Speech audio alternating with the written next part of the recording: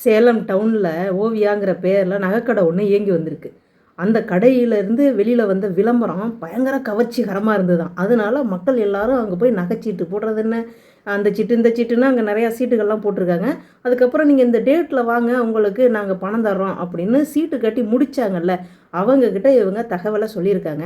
எல்லாரும் ரொம்ப சந்தோஷமாக சொன்ன நாளன்று அந்த கடையை நோக்கி படையெடுத்து போயிருக்காங்க. கடை மூடப்பட்டிருந்திருக்கு. மூடப்பட்ட கடையை பார்த்த மக்கள் ரொம்ப கவலைப்பட்டு அங்கே இருக்கிற டவுன் காவல் நிலையத்துக்கு போய் கம்ப்ளைண்ட் கொடுத்துருக்காங்க. கம்ப்ளைண்ட் கொடுத்த பொதுமக்கள் ஒரு பக்கம், காவல்துறை என்ன சொல்லுதுன்னா, இது வரைக்கும் 40 பேர் வந்து கம்ப்ளைண்ட் கொடுத்துருக்காங்க. கிட்டத்தட்ட பல லட்சங்களில் மோசடி நடந்திருக்கு. நாங்கள் விசாரணையை கையில் எடுத்து விசாரிக்க ஆரம்பிச்சிருக்கோம் அப்படின்னு சொல்கிறாங்க. ஏங்க, இந்த கவர்ச்சிங்கிற ஒரு விஷயத்தை காமிச்சு அந்த காலத்திலேருந்து இந்த காலம் வரைக்கும் ஏமாற்ற முடியுது அப்படின்னா ஒன்றுமே இல்லைங்க. விளம்பரத்துக்கான செலவு மட்டும்தானே இங்கே தேவைப்படுது மக்களை ஏமாத்துறதுக்கு.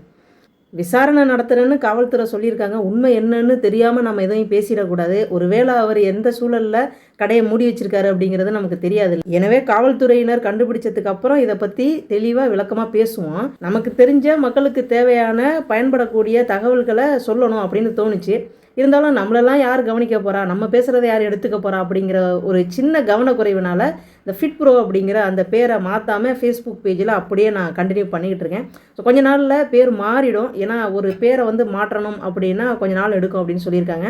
ஸோ அது வரைக்கும் இது ஃபிட் ப்ரோ அப்படிங்கிற பேர்லேயே தான் இருக்கும். ஃபிட் ப்ரோங்கிற பேர் தமிழச்சின்ற பேருக்கு இப்போ மாறுதோ அது மாறட்டும், நல்ல விஷயந்தான். இப்போது நான் இந்த காணொலி வழியாக உங்கள்கிட்ட வைக்கிற ஒரு கோரிக்கை என்னென்னா, நம்மளுடைய பேஜை பயன்படுத்தியோ அல்லது நம்மளுடைய இன்ஸ்டாகிராம் அல்லது யூடியூப்பை பயன்படுத்தி யாராவது உங்கள்கிட்ட பணம்னு கேட்டால் ஒத்த பைசா யாரும் அதுக்கு கொடுத்துடாதீங்க.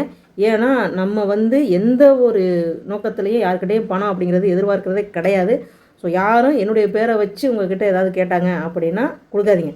நானே என்னுடைய முகத்தை காமிச்சு லைவ் வீடியோ போட்டு உங்கள்கிட்ட அமௌண்ட்டு அப்படின்னு கேட்டாலும் தயவு செஞ்சு ஒத்த பைசா யாருக்கும் கொடுக்காதீங்க.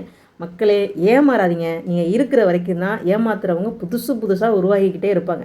ஏன்னா நிறைய பேரை நான் பார்த்துட்டேங்க. இப்படி ஏமாந்துட்டேன், அப்படி ஏமாந்துட்டேன், இதனால் ஏமாந்துட்டேன், அதனால் ஏமாந்துட்டேன்னு ஏமாந்த கதையை மட்டும்தான் நம்மக்கிட்ட சொல்லிகிட்டே இருக்காங்க. அதனால் ஏமாறுறவங்க அப்படிங்கிற அந்த ஒரு இடத்த நம்ம அழிச்சிட்டோன்னா ஏமாத்துறவங்க உருவாக மாட்டாங்க.